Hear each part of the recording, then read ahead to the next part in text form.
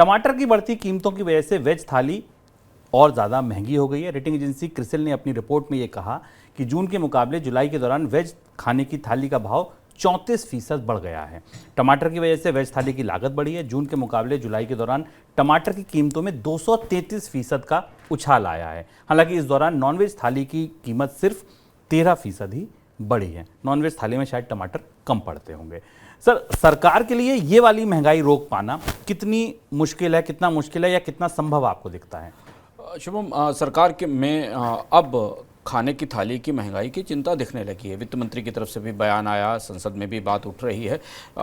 इस महंगाई की प्रकृति में दो महत्वपूर्ण चीज़ें समझना जरूरी है, जहां सरकार का इंटरवेंशन बाजार में एक सीमा तक ही असर कर सकता है। पहली चीज़ तो ये कि जिन फसलों के कारण, जिन वेजिटेबल्स के कारण महंगाई बढ़ रही है, उन पर मानसून और बारिश का बुरा असर हुआ है, इसलिए उनकी आवक घटी हुई है, जिसको हम बार आपको बता भी रहे हैं। खासतौर से टोमेटो, इसकी आवक 60 से 70% तक घट गई है, यानी टमाटर की महंगाई लंबे समय तक रहने वाली है। सरकार की उम्मीद यह है कि बारिश का मौसम बीतने के बाद, फसलों की आपूर्ति सामान्य होने के बाद टोमेटो बाजार में आना शुरू होगा। लेकिन अभी भी कई सारे ऐसे इलाके जहां से सब्जियां प्रमुख शहरों के बाजारों में आती हैं, खासतौर से हिमाचल के आसपास के इलाके, वहां रास्ते बंद हैं और वहां से सामान लाने जाने में सुविधा नहीं हो रही है।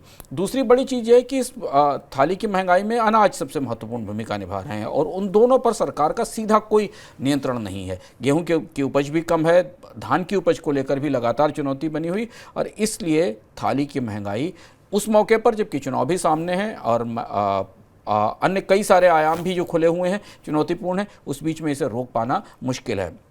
और यही बात क्रिसिल का थाली इंडेक्स बता रहा है कि करीब करीब 34% के आसपास आपके खाने की थाली महंगी हुई है। पर यह आंकड़ा भी